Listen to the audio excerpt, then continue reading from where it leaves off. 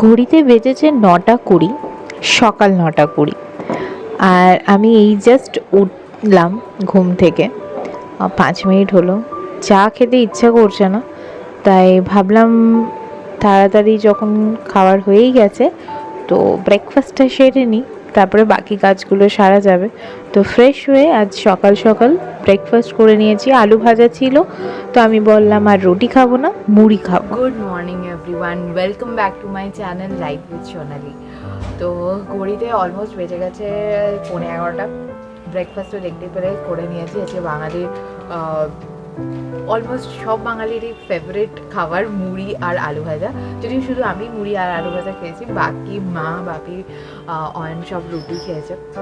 তো হ্যাঁ, আজকে আমার ছুটি, তো ওই জন্য আমি ভাবলাম যে চলো ব্লগটা শুরু করি, কিন্তু একটু লেট হয়ে গেল। আমার ঘুম ভেঙে গেছে যথারীতি 5:30টার সময়, কিন্তু সমস্যাটা হচ্ছে তারপরে আমি একটু ফোন টোন ঘাঁটতে ঘাঁটতে 6টা 6:15 নাগাদ আবার ঘুমিয়ে পড়েছি। তো ব্যাস, যেই ঘুমিয়ে পড়েছি অমনি লেট বেঁচে গেছে ঘড়িতে 9:15। তাও ঘুম ভেঙেছে কি একটা ফোন এসছে, একটা জানি না কি, মানে ওই অনেক সময় হয় না যে কাস্টমার কেটে ফোন করে, সেরকম কিছু। আর আইভিআর বাজছিল, আমরা হ্যালো বাস, তারপরে দেখছি দূর রাখ, তারপরে দেখছি আচ্ছা কটা বাজে, দেখছি 9:15। যা লেট। তো যাই হোক, ছুটির দিন একটু গড়িমসি করেই এভাবেই কাটছে সকাল থেকে। তো এখন এই রোদের মধ্যে হয়তো তোমরা শুনলে আমাকে পাগল ভাববে, এখন একটু বেরোবো। আর প্লিজ ডোন্ট মাইন্ড এই ব্যাকড্রপটার জন্য। হ্যাঁ, এটা আমার গামছা, অ্যান্ড এখানে আমার গাছগুলো আছে। তো এটা এরকম সকালবেলায় ভিজিয়েছিলাম হাত মুখ ধোয়ার পরে। তো এটা অলমোস্ট এখন শুকিয়ে গেছে, একদম পাতলা যেটা শুকিয়ে গেছে। এটাকে আমি এরকমভাবেই দিয়ে রাখি রোদের আঁচটা একটু কম আসে। আই নো সবাই এরকমই করছো হয়তো, অনেকেরই বাড়িতে। তো এই একটু বেরোবো বলতে আমার আইব্রোর অবস্থাটা দেখো, যাতে অবস্থা হয়ে গেছে। আমি অনেকদিন আইব্রো করাইনি, তো আইব্রো করাবো। আর একটা ওই জামাটা দিয়েছিলাম মনে আছে, আমি বেমালুম ভুলে গেছি যে জামাটা আনতে হবে। তো সেই জামাটা আনতে যাব। আর একটু সুপার মার্কেট যাবো, মানে রিলায়েন্স মার্কেট যাবো, টুকটাক কয়েকটা জিনিস নেওয়ার আছে। বাকি আমি বিগ বাস্কেট বা ফ্লিপকার্ট থেকে অর্ডার করে দিয়েছি, চলে আসবে, ওটা আসবে স্যাটারডে। আর কিছু মানে জিনিস যেগুলো ইমিডিয়েট লাগবে, তো আমি বললাম চলো যখন বেরোচ্ছি তখন ওখান থেকে নিয়ে নেবো। কিছু করার নেই, কাজ আছে। আর বিকেলে ইচ্ছা আছে একটা জায়গায় যাওয়ার, জানি না কতটা হবে। অয়ন বলছে না কালকে অফিস, আবার এই গরমের মধ্যে আমি দোকান ধরে বেরোবো না। তুমি বেরোবে না, তোমার বউ তোমাকে নিয়ে বেরোবে। তো যাই হোক, চলো ব্লগটা এখান থেকেই আজকে শুরু করলাম। চলো আগে আমার সাথে থাকো, দেখতেই পাবে আজকে আমরা কী কী করছি। পুটকুলি ইনি এখন বাবুটি সেজে বসে আছেন। এই কার্টুন প্রিন্টের জামাটা আমার খুব পছন্দ হয়েছিল, তো আমি এটা নিয়ে এসেছিলাম ওর জন্য। ওই একসাথেই যখন পয়লা বৈশাখের জামা কিনেছিলাম, তো পুটকুলিকে এটা পরিয়েছি। পুটকুলি বসে আছে। একটু পরে ওকে যখন আর একটু গরমটা যদি বাড়ে, তখন আমি ওকে আবার জামাটা আমার খুলিয়ে নাঙ্গু পাঙ্গু হয়ে বসিয়ে রাখবো। তো চলো, আমি আর অয়ন রেডি হয়ে গেছি, যাই কাজগুলো একটু সেরে আসি। বাইরে প্রচণ্ড রোদ জানি, তার মধ্যে আর একটা ট্র্যাজেডি হয়েছে, আমাদের দুজনেরই সানগ্লাস খুঁজে পাচ্ছি না। কোথায় রেখেছি কি জানি, অনেক খোঁজাখুঁজি করলাম, পেলাম না। তো অয়ন বলছে চলো একটা কিনেই নেওয়া যাক। আমি বললাম হ্যাঁ, আছে অলরেডি, আবার একটা কিনবো। যাই হোক, দেখা যাক কি হয়। বাড়ি ফিরে নিজেকে চিনতে পারবো শীতকালে জল যেরকম খাওয়াচ্ছে, শীতকালে একটুখানি রাস্তা রাস্তা এরকম মাটন বিক্রি করতে পারে, মানে বিক্রি না মানে খাওয়াতে পারে, তাই না? হ্যাঁ, কি খাবে? দিদি খাওয়াবে? দিদি খাওয়াবে না, এটা কন্ট্রোভার্সিয়াল ব্যাপার হয়ে যাচ্ছে, এটা বলা যাবে না। তো বাড়ি থেকে বেরিয়ে প্রথমে গেছিলাম দোকানটাতে, জামার যেখানে বানাতে দিয়েছিলাম, তাসলু ফ্যাশন। তো যথারীতি এখনও হয়নি, 20 তারিখে দিয়েছিলাম, আমি গেলাম আজকে, বাট 10 দিন পরে গিয়েও কোনো লাভ হলো না। কিছু করার নেই, বাকি কাজগুলো সেরে নেওয়া যাক। তো মানির ওখানে গেছিলাম থ্রেডিং করিয়ে, এরপর আমরা যাচ্ছি রিলায়েন্স মার্কেট। সেখানেও আরেক ট্র্যাজেডি, সেখানে নাকি পার্কিং করতে দিচ্ছে না, গাড়ি বাইক রাখতে দিচ্ছে না। কিছু একটা ঝামেলা হয়েছিল কোনো একটা কাস্টমারের সাথে। ওখানে যে অ্যাপার্টমেন্টটা আছে তার নিচে, ওই যে দূরের অ্যাপার্টমেন্টটা দেখছো ক্ষেত্রম, সেই অ্যাপার্টমেন্টের নিচেই এই স্টোরটা। তো ওখানে যারা থাকেন মানে ফ্ল্যাটের যারা ওনার, তাদের সাথে কোনো কাস্টমারের ঝামেলা হচ্ছে। তো অনেক বলার পর বেশ কয়েকজন বললো, ওখানে অয়নের সাথেই ছিল, তো তারা বলার পর বাইক পার্ক করতে দিয়েছিল। তো যাই হোক, আলটিমেটলি পার্কিং পাওয়া গেছিলো, তো কাজ হয়ে গেছে। আমি আর ভেতরে কিছু শ্যুট করিনি, কারণ অয়ন পার্কিংয়ের ওখানে ব্যস্ত ছিল, তো কে আমার ভিডিও শ্যুট করে দেবে, ওকে বলেছিলাম। বাট যাই হোক, নেক্সট টাইম। আর এরপর দেখেছো অয়ন এখানে জল দিচ্ছে গাড়িতে, মানে এতটাই গরম হয়ে গেছে। যদিও একটু ছাওয়া দেখে রেখেছিল, বাট কোনো উপায় নেই।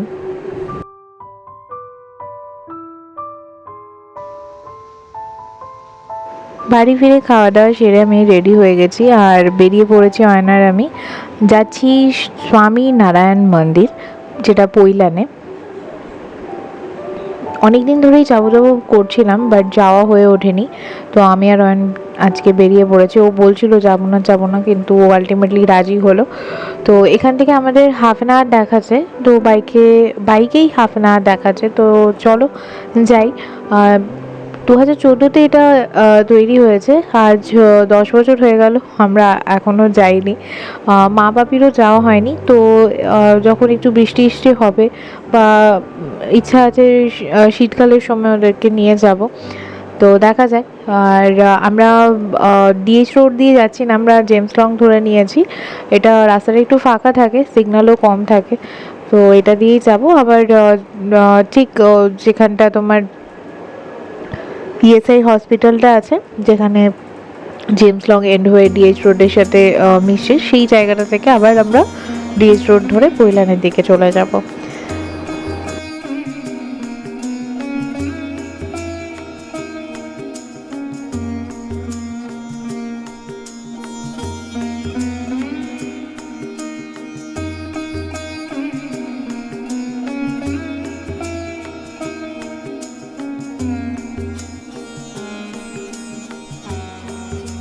গল্প করতে করতে আমি আর অয়ন পৌঁছে গেছি স্বামীনারায়ণ মন্দির।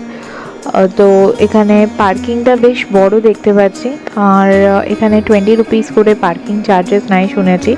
তো চলো গাড়িটা পার্ক করে নিই, তারপরে তোমাদেরকে ঘুরিয়ে দেখাচ্ছি। গাড়ি পার্ক করে যখন আমরা আসি তখন সূর্য প্রায় অস্ত যায়, বেশ হাওয়া দিচ্ছে ভালো। তো এখানে অনেক ভক্তরাই এসছেন। দেখো মন্দিরটা, এই সামনে এই সাইডগুলোতে এরকম ঘেরা আছে লাল পাথর দিয়ে, আই গেস এটা হয়েছে। বেশ ভালো লাগছে দেখতে চারপাশটা। বলা হয় বোচা সন্ন্যাসী শ্রী অক্ষর পুরুষোত্তম স্বামী নারায়ণজি যখন গঙ্গাসাগর তীর্থে যান, তখন এই রাস্তা দিয়ে যাওয়ার সময় এই জায়গাটা ওনার খুব পছন্দ হয়, এবং তারপরেই তার ভক্তদের দ্বারা এই মন্দিরটি নির্মিত হয় 2014 সালে। তো 10 বছর পর এই মন্দির তৈরি হওয়া 10 বছর পেরিয়ে গেছে, বাট আমাদের কখনো আশা হয়ে ওঠেনি। বাট এইবার ফাইনালি আমরা এলাম। এরপর মা বাপি বা আমার মা বাবা যখন আসবে সবাই মিলে একসাথে আসবো। এখানে সকালের সময়টা হচ্ছে 9টা থেকে 12:30 অবধি, আর বিকেলবেলার টাইমটা হচ্ছে 4টে থেকে সন্ধ্যে 8টা অবধি। তো 4 বেলা আরতি হয়। আর এখানে পুজোর নিয়মটা অন্যরকম, এখানে অলরেডি পুজো করানো থাকে, যার প্রসাদ তোমরা মন্দির ওঠার ঠিক সিঁড়িটার মুখেই তোমরা পেয়ে যাবে, 100 টাকা করে একটা প্যাকেট। আর যদি তোমরা ভেতরে গিয়ে জল অর্পণ করো স্বামীনারায়ণজিকে, তাহলে সেক্ষেত্রে 50 টাকার একটা টিকিট কাটতে হবে, যেটাতে তোমাদের একটা প্যাকেট দেবে, ধাগা দেবে, আর জল দেবে, শান্তির জল দেবে। আর ওখানেও একটা টোকেন দেবে, টোকেনটা নিয়ে গিয়ে তোমরা জল অর্পণ করতে পারো। একটা টিকিটে 2 জন, বাট আমি আর অয়ন দুজনে যেহেতু নেব, তো ওই জন্য আমরা 2টো টোকেন করিয়েছিলাম। আর জুতো রাখার আলাদা করে ব্যবস্থা আছে। আর একটা জিনিস বলে রাখি, এখানে যদি ভোগ খেতে চাও তাহলে অবশ্যই সকালে আসতে হবে। ভোগ 2 রকমের হয়, এখানে একটা খিচুড়ি ভোগ হয় যেটা 45 রুপিস প্লেট, আর আরেকটা হয় যেটাতে তোমার পোলাও এসব থাকে। আর পুরি থাকে, তো সেটা 150 রুপিস দাম নেয়।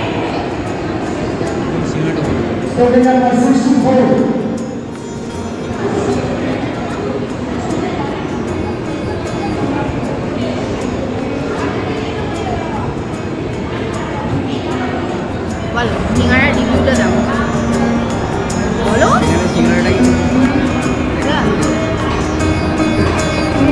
কেমন লাগলো তোমার? তোমার কথা শোনা যাবে, তোকে শুনতে পাবে। হ্যাঁ ও শুনতে পারো, শুনতে পাচ্ছ না? বলে আসো বেলা আর যারা রেস্টুরেন্টে থাকেন তারা অলরেডি এ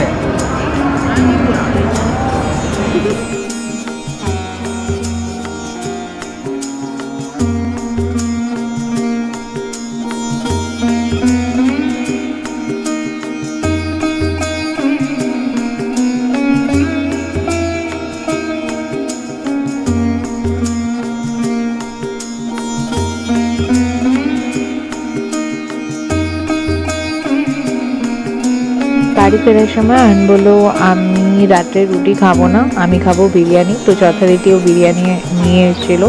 বাড়ি ফিরে ফ্রেশ হয়ে আবার গেছিলো বিরিয়ানি আনতে। আমাদের সামনে একটা দোকান আছে, ওখান থেকে বেশ ভালো করে, কোয়ান্টিটিও ভালো আর কোয়ালিটিও বেশ ভালো। তো চলো আমি ডিনারটা কমপ্লিট করে নিই, আবার দেখা হবে নেক্সট ব্লগে। Till then tata.